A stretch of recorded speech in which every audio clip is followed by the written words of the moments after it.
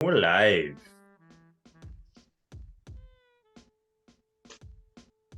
I'm gonna fine. I'm gonna take the fine. Ben Taylor, Foster, and Tony Brothers. Okay, I'm gonna take the fine. I'm sorry, YouTube. I'm sorry, YouTubers out there. But you know what? Bring it to me. I got the loot. I'll give it to you. Okay. I don't know if it's a Shit. fine. I think YouTube just censors the video, but we'll roll with it. Whatever. I'll accept it. We'll bleep you out. Yeah. I'll accept it. Good afternoon, good morning, gentlemen, wherever you are, whatever time it is for you right now. Just know that you are locked in onto the point with Skip. and the King. You guys know what to do. You guys can find us on Apple, Amazon, Spotify, while you're walking around, while you're in the gym, while you're going to get groceries, or just driving around. Twitter, Facebook, Instagram, and YouTube right now, which is where you guys are watching us. And I hope you guys go down there and hook us up and give a subscribe and help us out, because we would love to put out more content for you, for fantastic people out there, and our fantastic guests, especially my man right there, Jose Gomes from the Reece Report. He's like he's I'm telling you, on the Reece Report, he's probably my favorite. No diss to Reece. I'm not dissing you, Reece. I love you. I know I love you. You know I love you. But I love watching Jose. So how are you doing today, my friend? I'm doing great, man. How about you guys? Skip, what's up? Doing good. I'm doing all right. I'm enjoying watching all the drama unfold with the Raptors this week. So that's fun. Yep. Okay. Well, you know what? I alluded to it at the beginning, and I'm sorry, ladies and gentlemen, for cursing, and I will accept that fine. But the Raptors are in a crucial position right now. It could be detrimental, or it could be great for them. But apparently, I'm going to start with you, Jose. The referees over the last two games with the Denver Nuggets and the LA Clippers have really glitched. Like, Skip just sent me a message that I glitched. They really glitched that they couldn't finish the game due to the referees. Now, what do you think of the referees overall? Whatever you think with the referees on the last two games. Well, you're not going to talk about VanVleet's comments? Like, that says all you need to know right there is Fred VanVleet went up. I just think the game against the Nuggets, I think that was a bad call by Foster on Scotty Barnes. That was like a quick technical foul and just kicked them out of the game on a 1 point. Like, it was a 1 point game, and you go do that. That changes the whole momentum of the game right there. The last game, I don't know if it's a vendetta, if Ben Taylor's got a problem with VanVleet. That's his third technical foul already this year that he's given him. Out of the 8 that VanVleet's got. Five. He's got fifth where he was refereeing the game, third where it was actually him who called it. Yeah, exactly. So I just think, you know what? The problem is not the referees. I think the problem is the players too. Like, they start talking too much around the referees. Some referees they tolerate it, some don't. So it depends on who you're talking to. I think some more of the veteran referees can tolerate more of, like a little bit of verbal abuse. But while these young refs are trying to make a point and trying to stamp their feet in the league, so they're gonna try to give them not so much leeway towards what they talk to the referees. So I just think VanVleet he's like any other player. He just exploded. He got frustrated, and so he told the referees to where to go, and like his counterpart Marcus Smart, he totally just go talk to Fred. He'll do all the talking for me. So he's not the only one that's frustrated with refereeing. The problem is with the refereeing in the NBA is it's too inconsistent. So you got fouls you're calling in the first quarter, and then in the fourth quarter you're not calling the same fouls. So I just think there's the referees got to be more consistent throughout the whole game, and there won't be so much whining and complaining with the referees. Skip, Yes. I gotta ask you. Sorry, Jose, your audio is I don't know if you're overseas or something, but it might be out there. Skip, I'm gonna ask you, based on the last few games, from what we've seen from the referees calling it for the Raptors, especially at this crucial time with 16 games left, and it got to be decided whether they're going to be into the play-in, whether they can make that 6th seed, where can they go? But the referees did have a vital impact on your Toronto Raptors, and I want to ask you, what impact can that partake on the Raptors going forward, especially after what Freddie just said recently? Well, I'm curious what it's going to do for Freddie's relationship with Ben Taylor, for one thing, and with other refs Oh, we know that's in not. general around the NBA. I think regardless of the two plays, right, the two games with all these questionable calls, I understand that they were questionable, but I think the Raptors are a little bit overreacting here. But just to peel back the onion a little bit and look at some of the stuff that's been going on. You look at the Raptors over the past 3-4 years under Nick Nurse, right? There have been a lot of arguments with refs. There have been a lot of technical fouls on Nick Nurse, on various players on this team. That's not something we really saw when Dwayne Casey was the head coach earlier, 5, 6, 7 years ago. Obviously, once in a while, someone would pick up a tech, but it really is this theme of like Nick Nurse is working the refs every single game. They're bitching, they're complaining, they're whining every single game. And listen, if you're a championship contender, if you're trying to really get those edges in those, the Raptors winning a title, every call mattered down the stretch of those playoff series, late in the season, those kind of big swing games. Now you can do that again for like 1 year where you're really working the refs. It's kind of a nice, refreshing thing. But you get 3 or 4 years down the line, we're talking literally about a 500 team here, right? Like the Raptors are 3 games under 500 as of this recording. This is not a championship team anymore. The refs are not going to quite have the same level of respect for this team that they did maybe that 2019 team. They're not going to give them quite as much leeway. And you start to build up a reputation, right, around the league where it's like, remember the Clippers under Chris Paul and Doc Rivers? Always complaining, always whining. And after a couple of years, people got sick of it. People started calling him like a whiny little, what. And it's not necessarily fair that it should be like that. Obviously, you want refs to be evenly calling all games, regardless of whether a team is complaining, whether a team is not complaining. And I don't necessarily think it massively impacts the calls, but what it does maybe massively impact is your reputation. Now, for example, this is miles away from like a professional league, but this summer I umped in my softball league. And let me tell you, some of those teams, they come at you, they scream bloody murder every time you call a close call against them. And after a while, you're like, I don't like these guys. Like, I don't want to rep these guys. I don't like, these guys are just a pain in my ass. Like, I'd rather call, like, yeah, if I blow a call, come at me, that's fine. But if you're screaming and moaning every single time something is borderline, something is maybe doesn't break your way, like, that's as an ump, I'm like, well, that's a pain in my ass. I don't want to deal with that. So I can understand like refs keep getting a little fast fingered with the technicals. Now, I don't think that should affect how you're officiating the game, right? Like, I don't think that should be a reason to call stupid fouls, call makeup fouls, this, that, and the other thing. But in terms of your relationships with the coach, the lead guard, the players on the team, I think that could absolutely impact that sort of, your fuse could kind of get shorter and shorter and shorter, as we've seen with a guy like Scott. I mean, Scott Foster is known for having a short fuse anyway, and known for some other things, which we might get into later in the episode.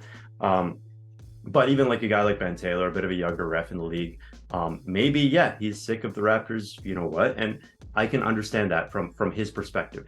And yeah, I mean, to get back to the calls really quickly, there definitely were some borderline calls in that Nuggets game, and the Scottie ejection definitely changed the Raptors' odds of coming back in that game.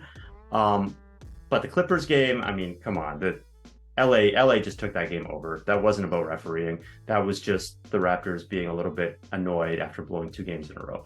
I'll leave it there for now, but Brian, let's hear you go off. Are you guys ready? Yeah. Are you Yep. ready? Yeah. Okay.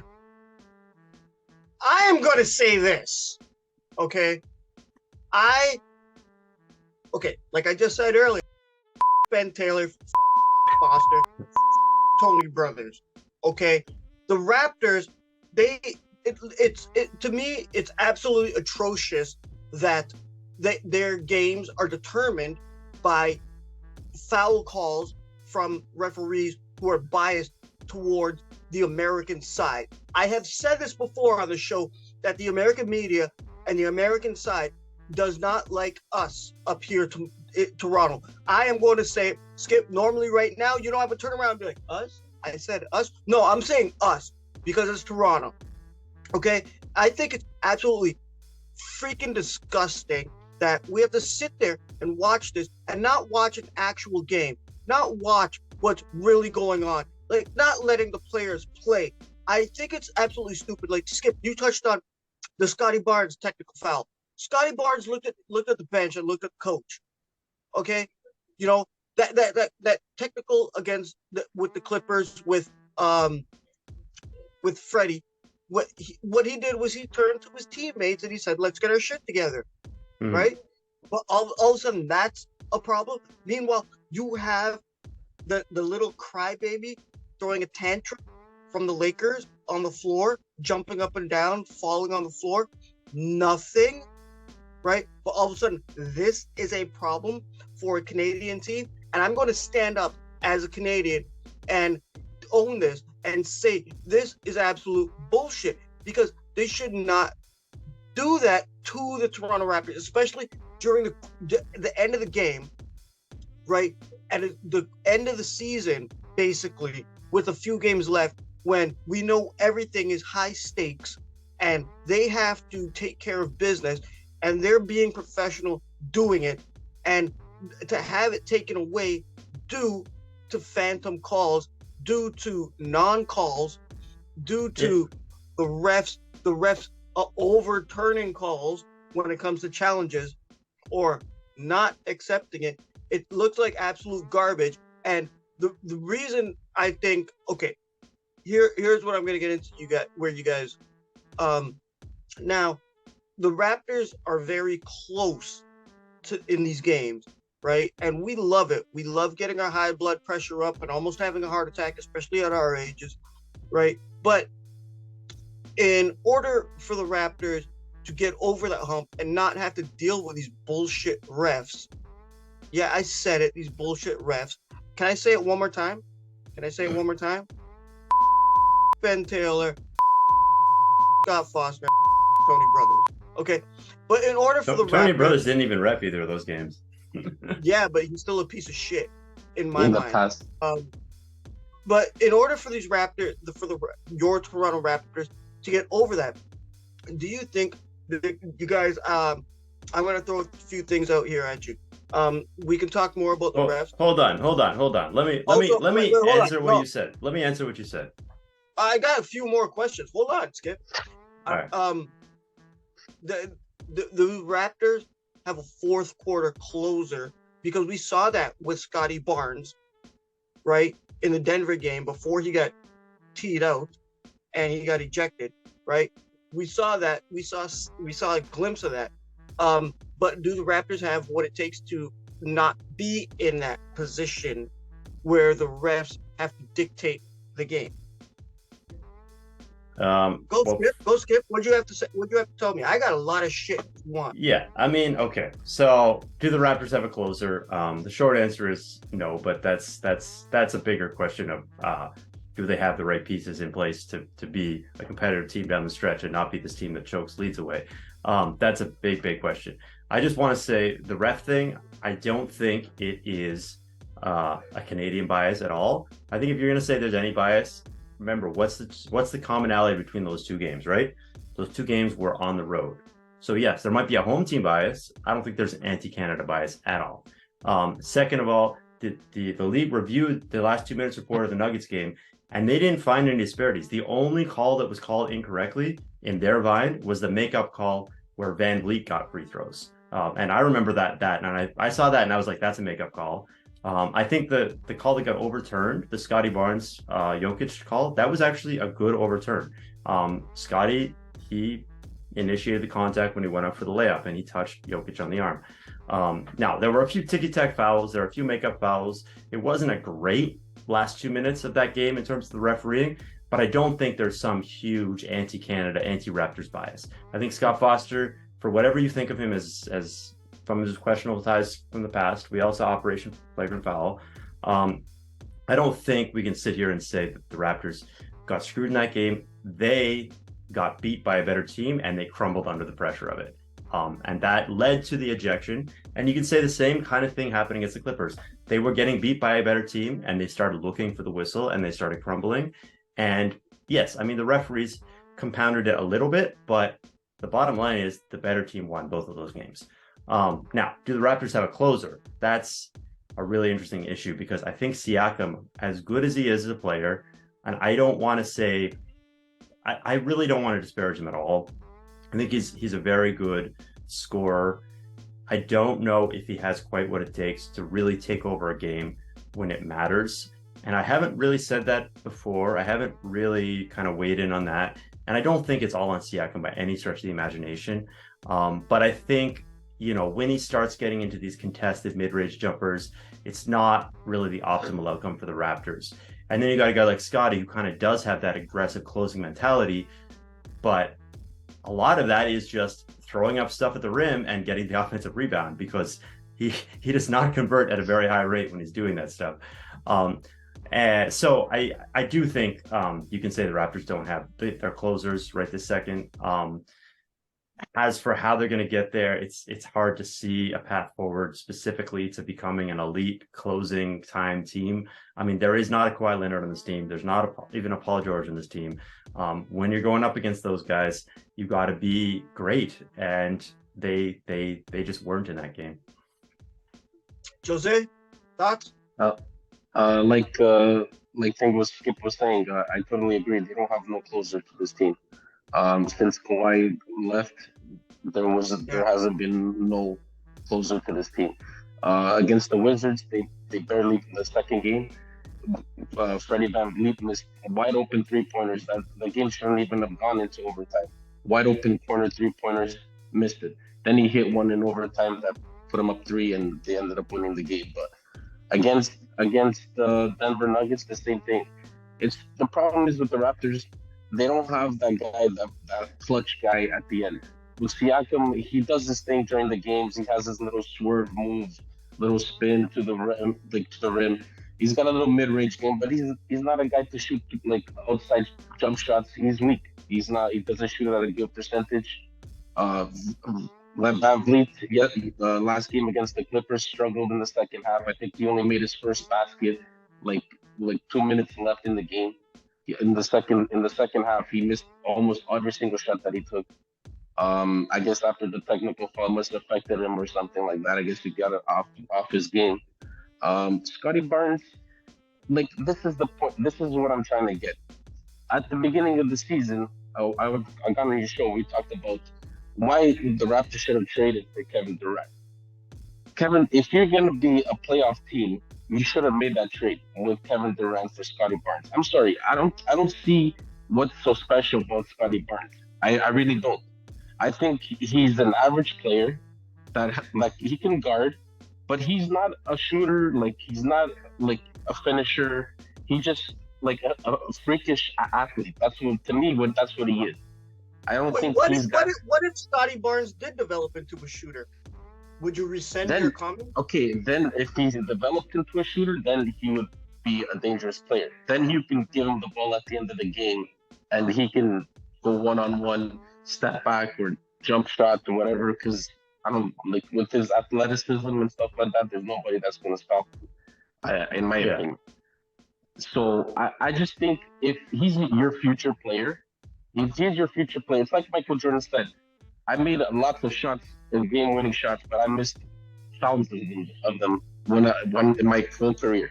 So if he's going to be your future, then why isn't he taking the final shots? Why isn't the ball in his hands when the final seconds of the game, when it's when it matters the most. No, it's always in Siakam's hands or Van Vliet or Gary Trent with the step back threes like that he does all the time. And the same thing goes with Anunoby. Like Anunoby is just there as a 3-and-D guy. I'm sorry, that's all he is. But he's good at that. That's all he is. Of course. No, I'm not saying that's his game, right? But if you're gonna develop this man to be your superstar player and the future superstar of this team, then you gotta give him the ball at the end of the game, and you gotta tell him, listen, tell him, listen, this is your game, this is your team, and you're the future of this team. So let's show me what you got. End of story.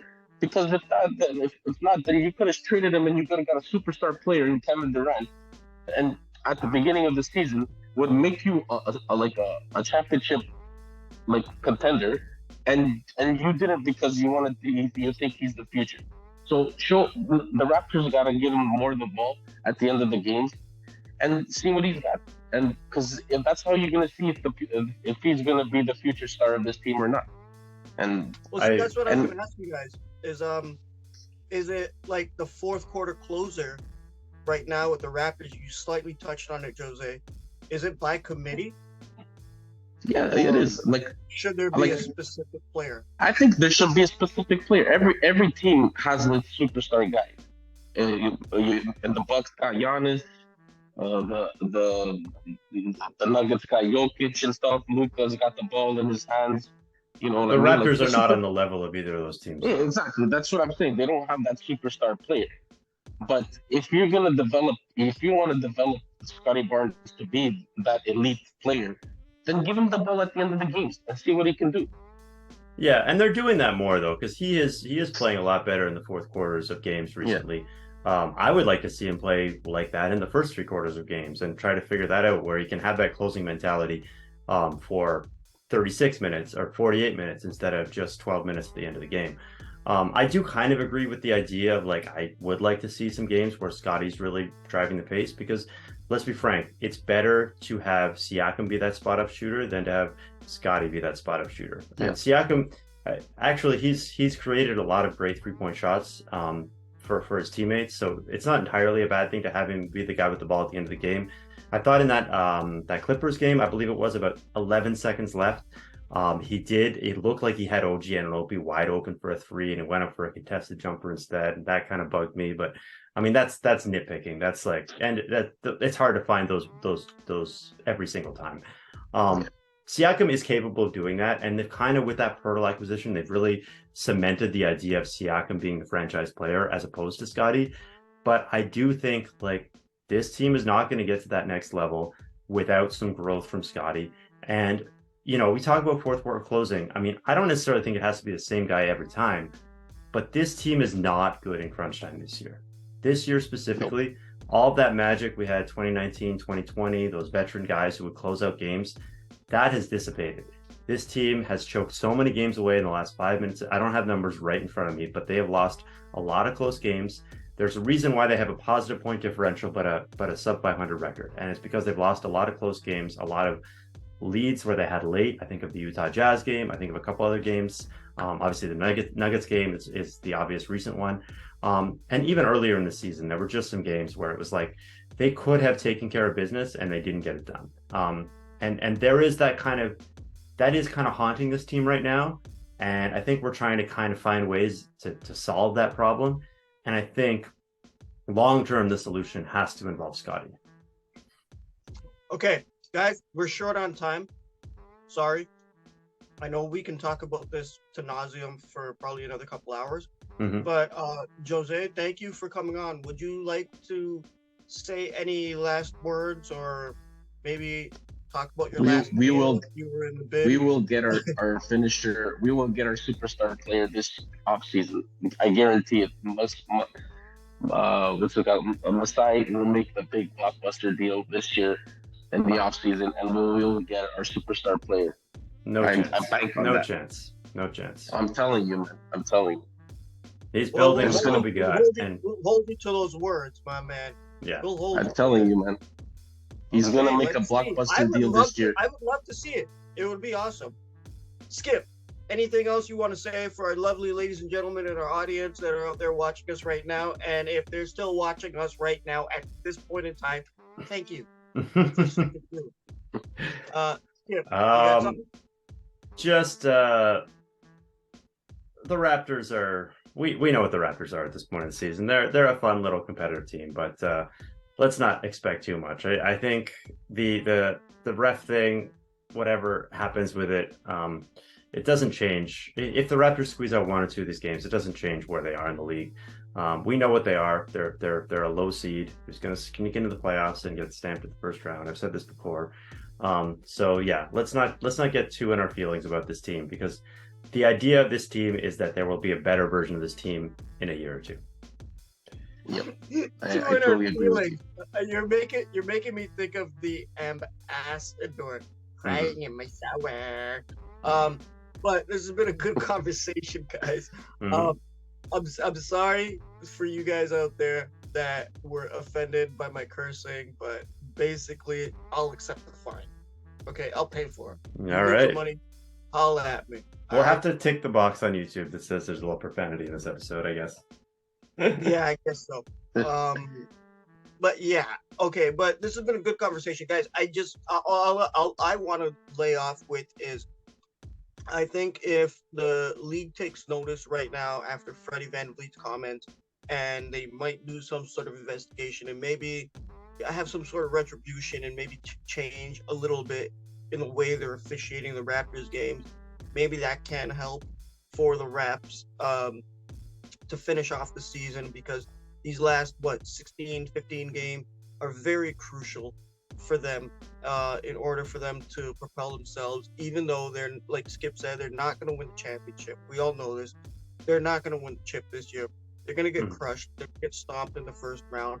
But maybe this gives some hope for the next season. That's all I got to say. And just one thing. Can I just say one thing? If you don't mind. Go ahead. Do you think he's going to get suspended? Freddie VanVleet. What? That's a good question.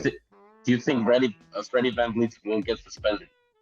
Well, he wasn't on Instagram with a gun, so I don't think so. We'll probably know. It'll probably be out by the time this episode actually drops. But as of right now, there hasn't been anything come down, I don't think. I'm going to double check. I think the league makes a statement and they suspend him for 1 game and fine him. Yeah, I think he gets the maximum fine, which I think is $50,000. And I think a 1-game suspension is possible. Yeah. I'm not expecting a suspension, but I think it's definitely in play.